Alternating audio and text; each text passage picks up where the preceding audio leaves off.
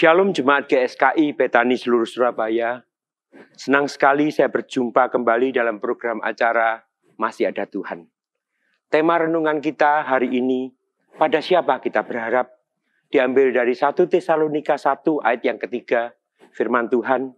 Sebab kami selalu mengingat pekerjaan imanmu, usaha kasihmu dan ketekunan pengharapanmu kepada Tuhan kita Yesus Kristus di hadapan Allah dan Bapa kita. Bapak Ibu Saudara kekasih Tuhan, saya memberikan 3 contoh. Yang pertama, mengapa seorang pelaut yang kapalnya karam bisa berpegang erat pada potongan papan beberapa hari di tengah gelombang laut? Karena si pelaut tadi berharap untuk tetap selamat dan hidup sampai pertolongan tiba. Yang kedua, mengapa seorang pelajar atau mahasiswa belajar sungguh-sungguh siang dan malam?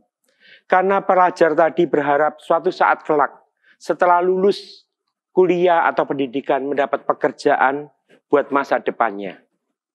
Yang ketiga, mengapa seorang pasien yang dirawat di rumah sakit rela membayar biaya perawatan yang mahal? Karena si pasien tadi berharap untuk dapat sembuh dan berumur panjang. Bapak Ibu Saudara yang dikasihi dan diberkati Tuhan, ketiga contoh tersebut di atas sangat jelas bahwa pengharapan itu merupakan bagian penting yang harus dimiliki setiap orang. Terlebih sebagai orang percaya dan umat kepunyaan Tuhan. Karena tanpa pengharapan, orang menjadi mudah putus asa dan banyak yang mengakhiri jalan hidupnya tanpa tujuan yang jelas. Seberat dan sebesar apapun masalah persoalan kita saat ini, Tuhan mengingatkan kita untuk tetap memiliki pengharapan.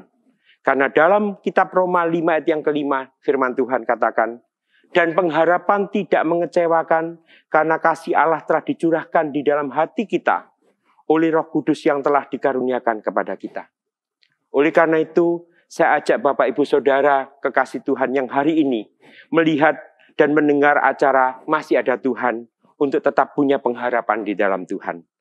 3 kebenaran firman Tuhan tentang pengharapan kita hanya kepada Tuhan. Yang pertama, Mazmur 42 ayat yang ke-6, Mazmur 42 ini menceritakan perikopnya bagaimana kerinduan Raja Daud kepada Tuhan. Bagaimana kesungguhan Daud kepada Tuhan. Dia sungguh-sungguh rindu dalam hadirat Tuhan. Ayat yang ke-6 dikatakan, mengapa engkau tertekan hai jiwaku dan gelisah di dalam diriku? Berharaplah kepada Allah sebab aku akan bersyukur lagi kepadanya, penolongku dan Allahku. Poin yang pertama, yaitu supaya kita menaruh harapan kita ini hanya kepada Tuhan. Bukan kepada orang lain. Orang lain bisa mengecewakan kita. Pimpinan bisa mengecewakan kita. Saudara bisa mengecewakan kita. Tetapi kalau kita berharap kepada Tuhan, Dia Tuhan yang tidak pernah mengecewakan saudara dan saya.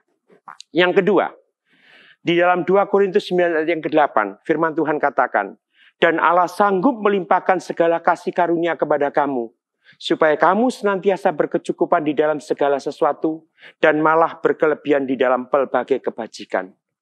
Yang kedua, Tuhan mau supaya kita berharap kepada Tuhan saja. Karena anugerah Tuhan itu cukup buat kita. Dikatakan sangat jelas sekali, dan Allah sanggup melimpahkan segala kasih karunia kepadamu. Supaya kamu senantiasa berkecukupan di dalam segala sesuatu. Amin saudara. Apa yang Tuhan janjikan, apa yang Tuhan berikan, janjinya ya dan amin buat setiap kita. Asal kita setia kepada Tuhan. Yang ketiga, di dalam Efesus 3 ayat yang ke-20 firman Tuhan katakan, bagi Dialah yang dapat melakukan jauh lebih banyak daripada yang kita doakan atau pikirkan. Seperti yang ternyata dari kuasa yang bekerja di dalam kita. Poin yang ketiga, kenapa kita harus berharap kepada Tuhan? Karena Tuhan mampu memberi lebih buat kita. Bapak Ibu Saudara kekasih Tuhan, di ayat ini sangat jelas dikatakan, bagi Dialah yang dapat melakukan jauh lebih banyak dari apa yang kita doakan atau pikirkan. Apa yang tidak pernah kita lihat, apa yang tidak pernah kita pikirkan, apa yang tidak pernah timbul dalam hati, apa yang tidak pernah kita dengar, Tuhan sediakan buat saudara dan saya yang senantiasa dan selalu mengasihi kita. Bapak Ibu Saudara yang dikasihi dan diberkati Tuhan, tetap milikilah pengharapan di dalam Tuhan. Karena pengharapan di dalam Tuhan tidak pernah mengecewakan. Sekali lagi saya katakan, pengharapan di dalam Tuhan tidak pernah mengecewakan. Dan masih ada Tuhan yang sanggup menolong kita semua. Amin. Tuhan Yesus memberkati.